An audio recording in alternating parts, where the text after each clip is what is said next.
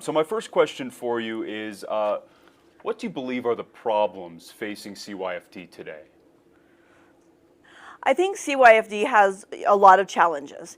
It's a difficult agency with long-standing policies and procedures that I don't believe have really been looked at significantly over the last few years. I know that during the last administration, the behavioral health in the state really was diminished, and I think that really plays into a lot of the issues that we're having at CYFD right now. And so I think some of the challenges that they face are with respect to our workforce.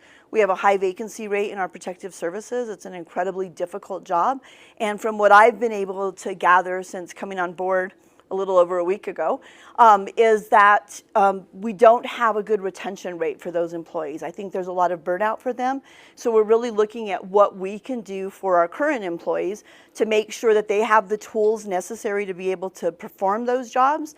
Whether that be, minimizing their caseload, removing some of the other administrative burdens that they have placed on them, providing additional training if that's what they need. And so looking at our current workforce, while also at the same time really working towards recruiting additional workforce. And that's not an easy thing to do in New Mexico right now. And so we're partnering with some of our sister agencies as they too are going out and looking for social workers and looking for people. And so we're doing more of an effort, like come work for the state of New Mexico, not come work for CYFD or for corrections, or, because when we're out there, there are people with different skills and different interests. And so if we can just interest them in coming to the state and then figuring out the right spot for them, it gives us more opportunity out there to do that. So workforce is really a focus of ours.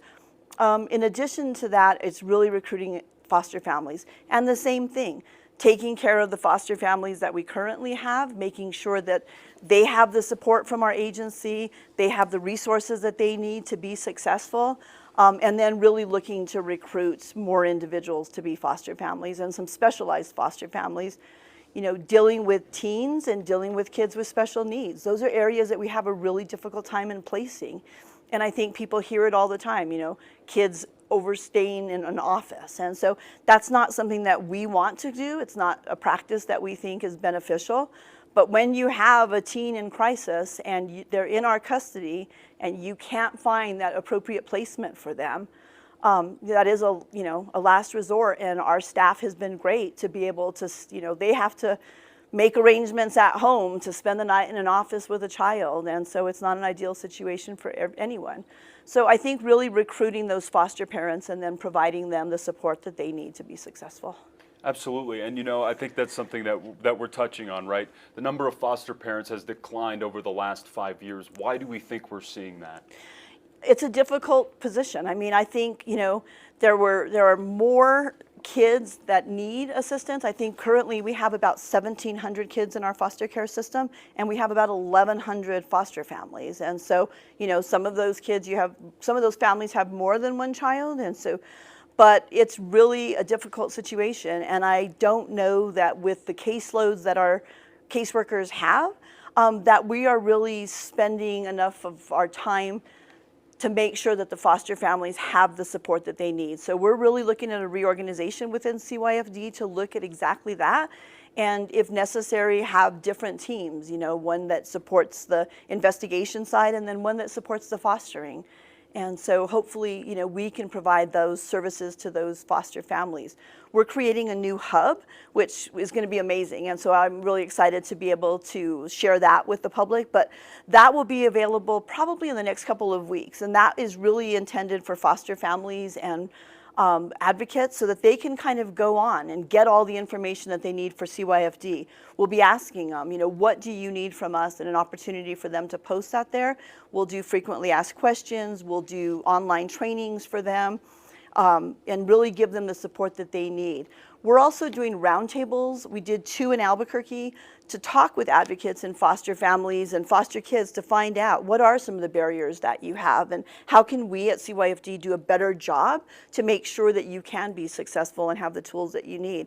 One of the complaints that we heard loud and clear from them was the time that it takes for them to be reimbursed for issues. And so, we came back, we looked at that, we got out over 900 payments in a short period of time to people that were pending, and we're changing that system and streamlining that so that does not continue to happen. So, we're doing what we can to communicate with them and find out what their needs are, and then we'll do what we can to meet those needs. Perfect. And under the Children's Code, the safety of the child comes first before the unity of the family whenever possible. Has CYFD been following that law?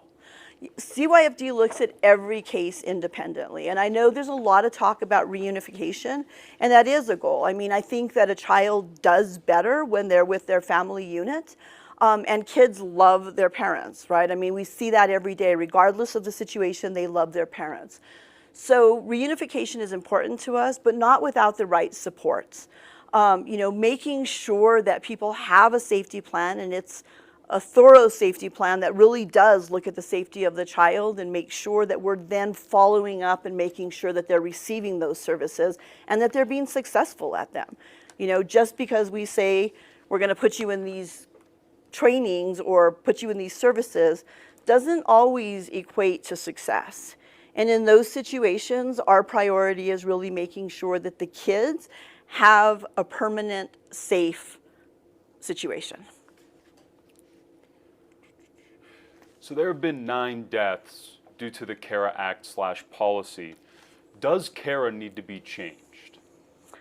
I don't know necessarily if CARA needs to be changed or if we really need to look internally and see if there are policies and procedures that we can strengthen. And we're working really closely with DOH right now and with HSD. So I'm having communication with both of those secretaries to really look at what can we do collectively to make sure that those kids are safe and that they have a plan. And again, more importantly, that we're following up with what that plan is and ensuring that people are following through. Do we know how many children have died who had prior contact with CYFD? John, unfortunately, I don't have that actual number. I know that it's a concern of ours, and it was a concern of the governor's in, kind of revamping what CYFD looks like. And I think, some of those concerns led to the executive order that she issued. Are those stats kept anywhere? Yes, they are. And those are definitely stats that we can get to you. We're also working right now on establishing a dashboard, and that will be a public dashboard that should, again, also be going live pretty quickly. We were hoping to have that up and running by May 1st, but that will have stats. And, I don't think that when we first roll it out, it's going to be in any way perfect. There may still be things that the public feels like they should have access to, and we'll work to get that information on there. CYFD does not want to hide any information from the public. And so I think we're really leaning towards being as transparent as we can with the information that we're able to share. There will always be information that if there's a pending investigation that we're not able to share, but as much of the information that we can, we want to make sure we're getting out there. And so that dashboard will have stats on deaths, stats on foster families, whatever we're able to put out there, we will. And if people take a look at it and they think that there's something that's missing, we are open to having that conversation to see if there's some sort of data that we can provide. Just quickly, the secretary's next meeting is here, so this will be your last question. Okay. Thank you. Hold on.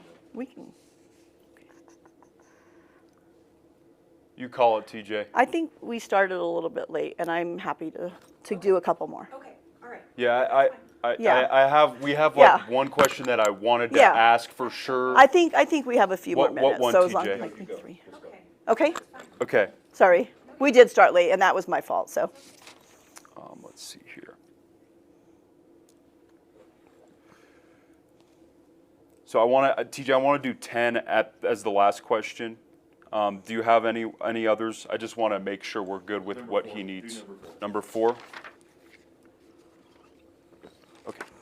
Should more have been done this legislative session? I don't believe so. I think that we're having conversations, bipartisan conversations, and I think that's incredibly important. I don't know that we started that conversation early enough, and that is really something that I want to do now. I want to continue those conversations. I hope that they will be bipartisan. I think every single one of us has the same outcome at mind. We want kids to be safe in our state, and we want them to thrive. I feel like the department wasn't as engaged in those conversations early on as maybe we could have been.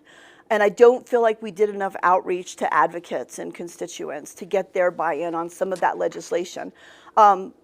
I think the executive order addresses a lot of the concerns that we had. And I think right now what we're doing is really working towards that end. There will definitely be things that we identify where it's going to need legislation to change that, but not everything needs legislation to be able to be enacted within the department. And those things that we can do without the legislation, we definitely will be. 9. Do you believe historically that there has been a philosophy to reunite families no matter what? I don't believe that. I believe that it's a focus. I think that, people want to reunite the families when they can, but I truly believe that each case is looked at independently. Whether people look at it and make the wrong decision, we don't know that. I mean, if something horrific happens after a reunification, of course, it's traumatizing for us, but it's impossible to know that. And I think that kids are reunified with their families only after we believe that it's a safe environment. We cool with 10? Go ahead, yes. Okay. What do you believe are the solutions? What can we do to help this problem? I really think one of the solutions is exactly what we're doing today, is just having an open conversation about what needs to be done in the state. And I really think, and I said this at our first advisory council meeting, we can't point fingers, right? I mean, the people that are doing the work here on the ground really care about the kids, and they're working really hard to make a difference in their lives.